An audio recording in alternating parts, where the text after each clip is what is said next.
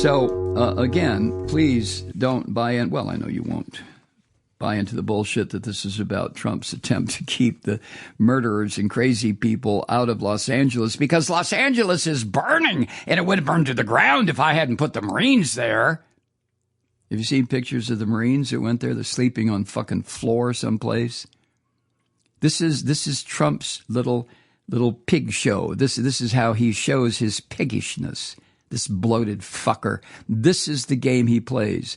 To Trump, soldiers are just, they're toys. And there's something that probably really gets him off, that he can just order military people to show up at different parts of the country, and they must do it because he is the commander-in-chief, right? Where the fuck is the military leadership in this country? For example, Tom Nichols had a piece at The Atlantic online. You can see it if you like. It's what happened at Fort Bragg over the weekend. This is what Nichols wrote in part. President Donald Trump continued his war against America's most cherished military traditions today when he delivered a speech at Fort Bragg. It is too much to call it a speech. It was instead a ramble full of grievance and anger, just like his many political rally performances. He took the stage to Lee Greenwood's God Bless the USA, which has become a MAGA anthem, and then pointed to the fake news encouraging military personnel to jeer at the press. And if you saw, let me digress from Nichols' piece, if you saw the video from that, these little fresh-faced 18 and 19-year-old boys all dressed up in soldier garb. And yeah, they've gone through basic or they wouldn't be there. But they just sat there with these shit-eating grins on their faces while this fucking Nazi dictator played to them.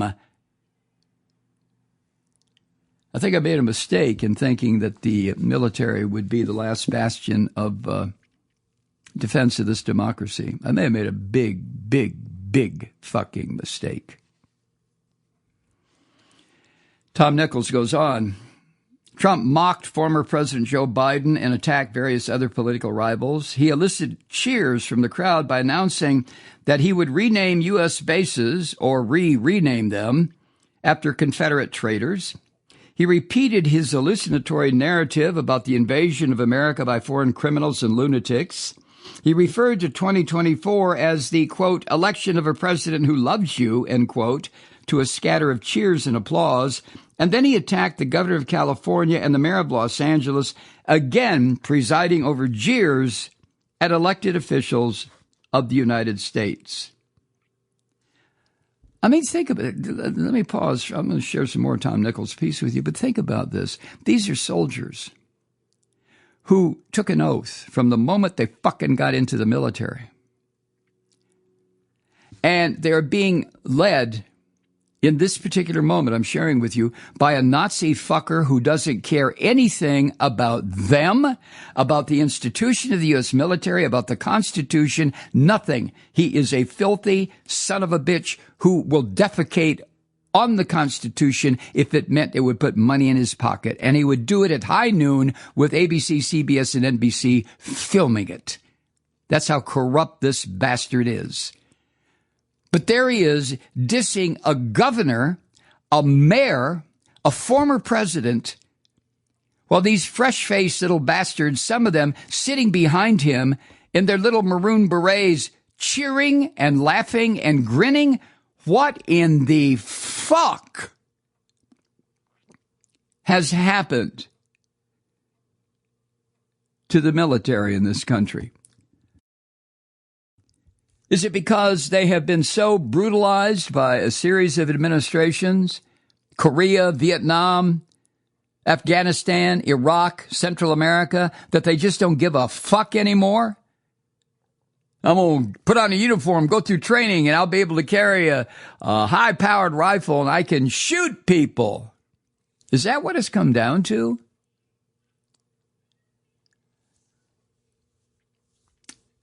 Tom Nichols goes on. Trump led soldiers, in other words, in a display of unseemly behavior that ran contrary to everything the founder of the U.S. Army, George Washington, strove to imbue in the American armed forces. The president also encouraged a violation of regulations. Trump himself, a convicted felon, doesn't care about rules or laws. But active duty military members are not allowed to attend political rallies in uniform. They are not allowed to express partisan views while on duty or to show disrespect for American elected officials. Trump may not know these rules and regulations, but the officers who lead these men and women know them well. It is part of their oath, their credo, and their identity as officers to remain apart from such displays. Young soldiers will make mistakes, but if senior officers remain silent, what lesson will these young men and women take from what happened today? The president cares nothing for the military, for its history, or for the men and women who served the United States. They are, like everything else around him, only raw material. They either feed his narcissism or they are useless. Those who love him, he claims as his military. But those who have laid down their lives for their country, as he so repugnantly put it, are suckers and losers, anonymous saps lying under cold headstones in places such as Arlington National Cemetery that clearly make Trump uncomfortable. Today, he showed that he has no compunction about turning every American soldier into a hooting partisan. Trump's supporters and his party will excuse his behavior at Fort Bragg the way they always have, the same way that indulgent parents shrug helplessly at their delinquent children. But senior officers in the United States military have an obligation to speak up and be leaders. Where is the Army Chief of Staff, General Randy George? Will he speak the truth to the Commander-in-Chief and put a stop to the assault on the integrity of his troops?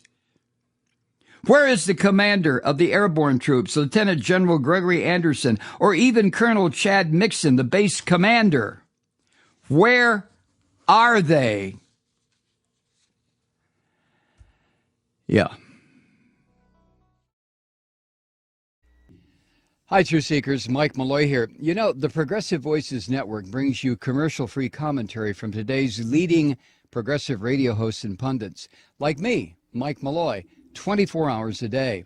I'm not your typical old guy from the 80s or the 90s talk radio host, and Progressive Voices is not your typical talk radio network. It's a listener-supported nonprofit with no corporate control whatsoever over our broadcast. So hosts like me, Mike Malloy, are free to rant and scream and carry on about whatever we like. We're often controversial, but we're never boring. Weeknights, 9 p.m. in the East, 6 p.m. in the West on the Progressive Voices Network. Always progressive, always on. I'm Mike Malloy. Keep it lit.